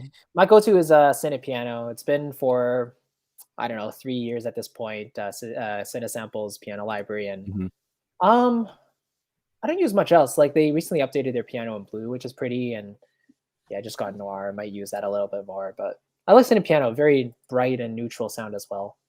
Yeah. I use the Cine piano, I guess, and I've used that. I've used the cinematic studio piano, right, which is not like the greatest by itself, but I think blends well with their strings, which I think is the intention. Yes, yes. And then the other one I've always really liked is the Sound Iron Emotional Piano, which Very is for correct. my taste, it's very mellow, Yes. and I personally like something that just kind of hangs back a little bit. Maybe it's because of like the TV music and stuff that it needs to be Right, right. background, and so I don't want it just being so bright that we're hearing every little clink. Yeah. So I've always really liked the emotional piano Yes, as very far as cool. just getting like a further back sound. But I guess if I was using it as like a main piano sound, I might not necessarily. Mm. But as a blending sound, I really like it. All right, let's see. I think we're gonna do one more. So thank you everybody who's been joining us, and thank you for participating in the chat. We're gonna do one more, and we'll see what happens. It's been interesting. It's just there's a roulette wheel, right? Yes. Of like what's gonna come up. Exactly. Let's see. So grab our random number generator. Let's see. We're probably gonna get some repeats here, but number 8 is nope. We have not done number 8. So All number 8. So right. my apologies to those of you who submitted and we were not able to get to your tracks, which is only a few, but we got most of the way. But life gets in the way. We have to move on, unfortunately. So thank you for that, and perhaps we'll do another one of these, and you can submit then, and we'll listen to the endings. Who knows? Maybe, maybe not. Or maybe we could be more specific about what we're listening to. Like Yeah. send only your string tracks, or only I don't know, Right, or right, maybe right. just or whatever. We have been, just to let you guys know, we have been talking about maybe doing another one of these on Chris's channel. So keep an eye out for that. If you don't know where his channel is, search his name. I'm sure you'll find it. And maybe if you have maybe you could drop it in the chat while I'm pulling this up. Yeah. Sure. And so check that out there. All right, so we're going to listen to Summer Storm is Coming from Jan Klein Swarmink, I hope. And they say, very nice initiative. Keep going. Thank you. Thank you for the support. I'm not sure. We should have been checking, I guess, as we were doing this. We knew Gavin was here because he's been participating so much. But Yes. we should have been checking if everybody was present. But let's go to our MP3s and we'll see what we get. And this one, we're just going to be brutal, right? Rip it. Tear it. Rip it. This one does have a score, but unfortunately, we're not. Yeah.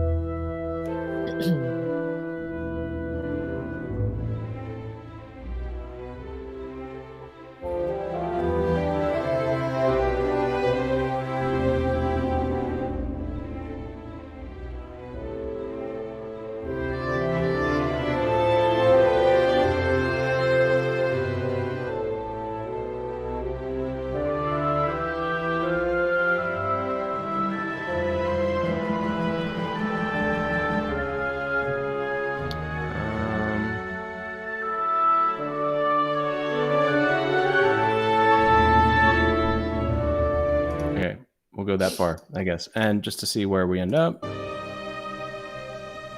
we think that's the whole cue? Yeah. All right, so we listened to about half of the whole cue.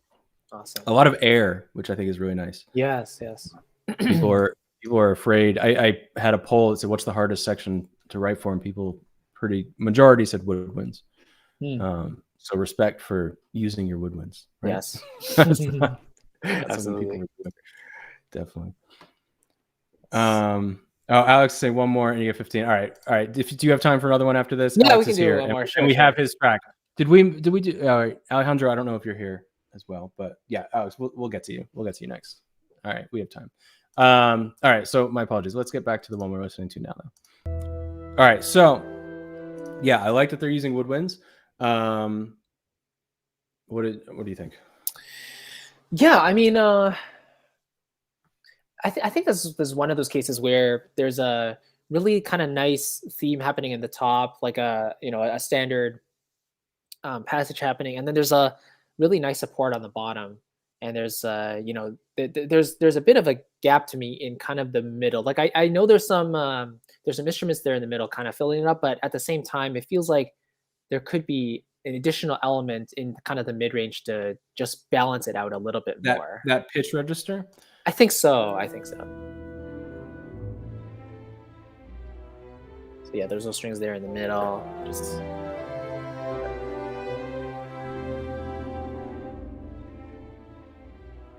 my biggest question is kind of what am I focusing on or I'm not quite clear on what's the foreground, Right.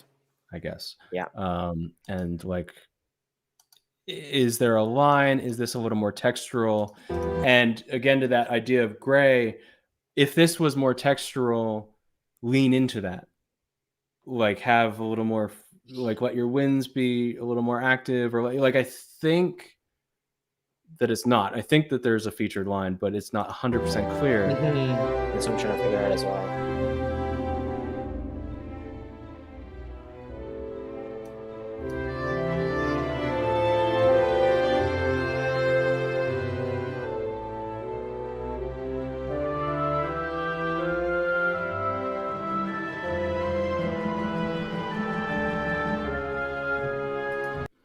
Like if you listen to like a Brahms symphony, which has a similar kind of orchestral palette, and it may be passing between like a lick in the cellos and then to the clarinets or something, you very clearly know which one you're supposed to be kind of zoomed in on. Right. Cut to the cellos, cut to the clarinets or something. It's so if you're doing that kind of thing where you're kind of passing motives and developing motives between sections, that's great.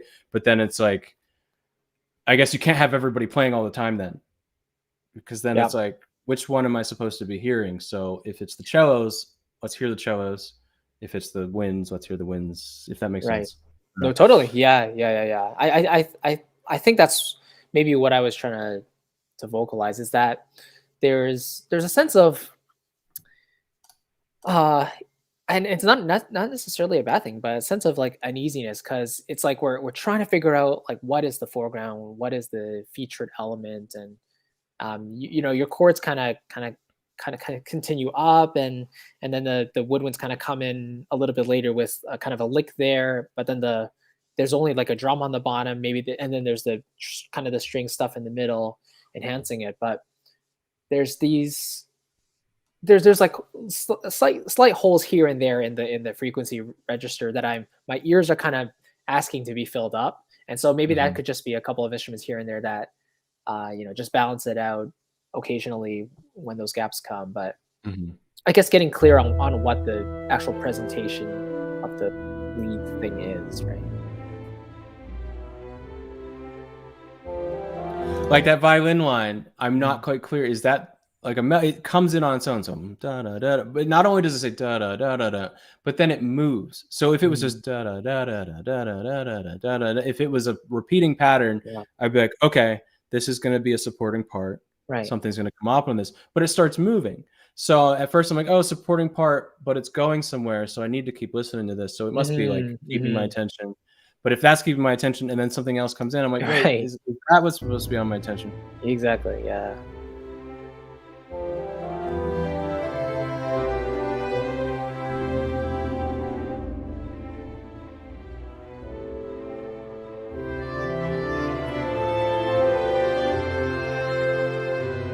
Yeah, I guess my biggest thing, I like the fact that you're using a lot of orchestral colors. I do have a hard time focusing on who's in charge. What's the line? I guess like I like to think of if I had to hum this, I get one note. If I had to hum this, what part am I humming? Because if I have to hum Indiana Jones, I know which part I'm humming. You know? Yeah. Or even like I said, a Brahms symphony, I know which part. Yes. If I had to choose one, I know which one it is. And in this case, I'm like, I don't know what part am I going to hum with this? I'm not quite sure. Cool. Any other thoughts? Or no, I think we covered that. Yeah. All right. So Alex pointed out he was here and we didn't get to his, but we'd gotten to. I didn't even realize we'd listened to almost everything. So I'm sorry for being like, we can't do it. We had heard almost everything. There were a couple. I guess we did this one. We didn't get to everything. There would still be from Alejandro and Joel. So if they're here, we will get to theirs. Otherwise, I think we're going to do Alex's, and then we'll call it, right? All right. Perfect. And unless we hear from Alejandro or Joel, but so we're not going to need our random number generator. There we go. As much as I like it. So this is 13, Death from Tarot, from Alex Christodoulou. Keep up the good work. Well, thank you. But what is your piece? So death, I guess. Death. Should be. That's what we're going for.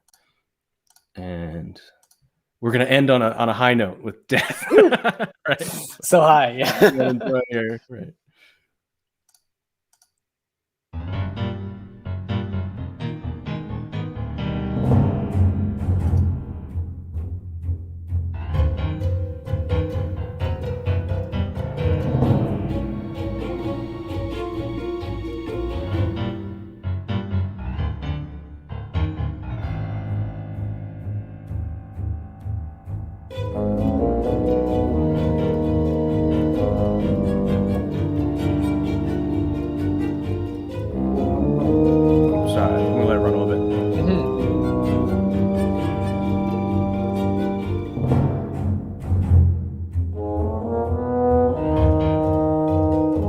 gonna stop it.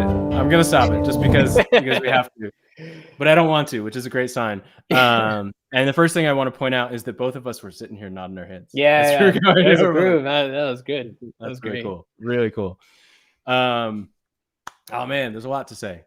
Absolutely. Do you want to lead us, or well, I mean, immediately I got like Prokofiev type of vibes, right? Just like really, sure, dun, dun, dun. And like there was a lot of intention behind it, and I definitely get the sense that everything is well balanced, which automatically makes the listening experience a lot easier, and enjoyable, and everything just feels like it's positioned in the right way to my ears from on the first listen. And yeah, it feels like you took a lot of like care to make sure the parts were kind of arranged properly, and you brought like there were no parts that felt they were overly busy or anything. Like everything felt like it had a specific purpose, which is hard to there was a lot of clarity. Like every part was clear and specific, and yeah, that was something. I mean, sorry to knock on other people's stuff, but there was sometimes, I think, when we're saying like we're not quite sure what's going on, I think sometimes it's because you've put like horns and trombones and clarinets and violas and everything on a part that is just kind of this, that same way of like the gray, like pick a side.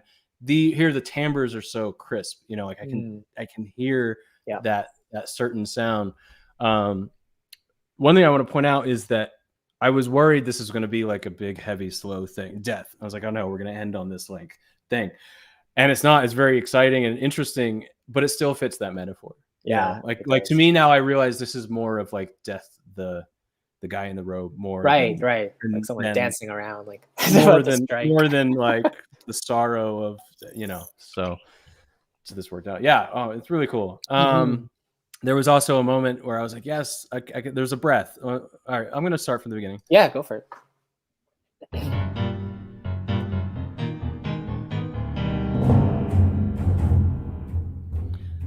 There's a lot of great stuff going on. So one thing I think is really great, we talked earlier about there was a piece where kind of piano and cello were starting at the exact same time, and it was a little confusing. So here, starting with the piano, and then the piano rolls, and we have a second for a space, then we get that roll in. Right. So it's not a bump because we've got that kind of like opening.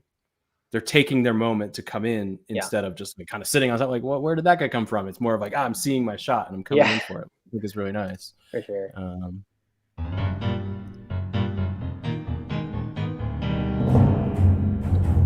And then we're kind of like, oh, okay, cool. There's more.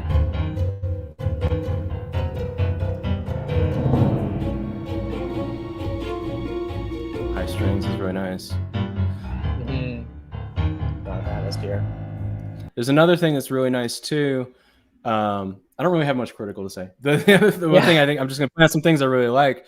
I really like how you bring in those high strings to kind of add some air to that moment, but then you don't need them to stay. Like when you don't need them anymore, they stop. I think a lot of people's instinct would be like, okay, now the violins are coming in, and then and I guess I could talk to people a lot about. There's this.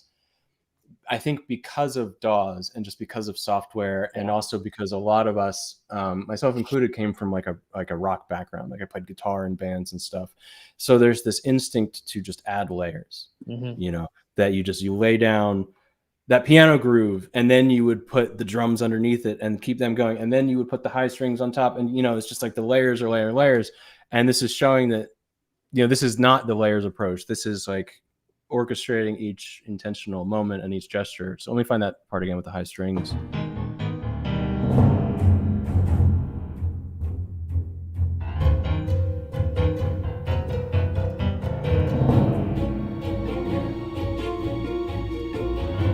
Yeah, such a and then they're out when you don't need them anymore. Great, yeah.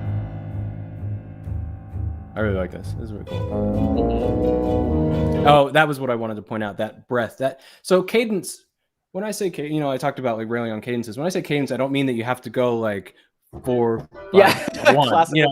That's not what I mean. Yeah. Maybe we need a different word. I think it's more akin, like I said, about punctuation marks in writing. Yeah. The same way that you would need a comma, you need a period or an exclamation point or whatever. We need that language in music, don't we? They're like, you need an exclamation point. Absolutely. You need a period. You need like that. It doesn't quite saying you need a cadence can make some people think, okay, I need to like resolve the 7th to the 1. No, More, it's just, let me find where it was.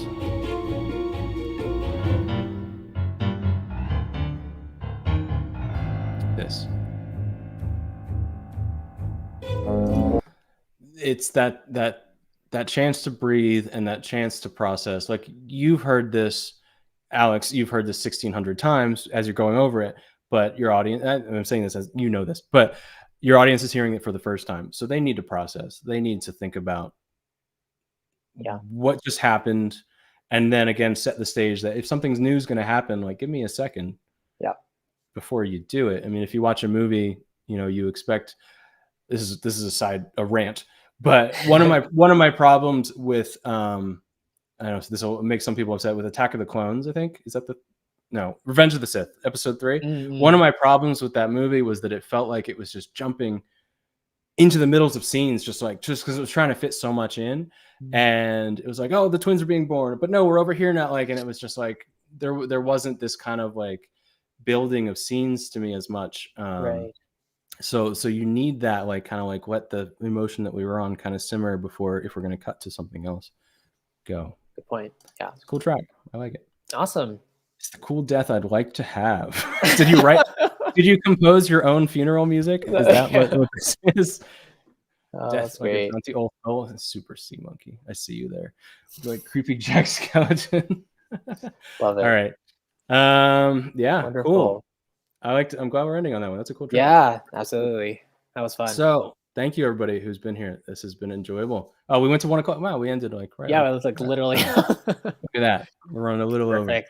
over. So if you don't know Chris's work, check out his YouTube channel and check out the guide he's put on here. Thanks a lot. And then, is your YouTube channel, is there a link on there? Yeah, well, I just put it earlier in the chat. It's his name. Look up his name. You'll find him there. And then, yeah, thanks so much, everybody.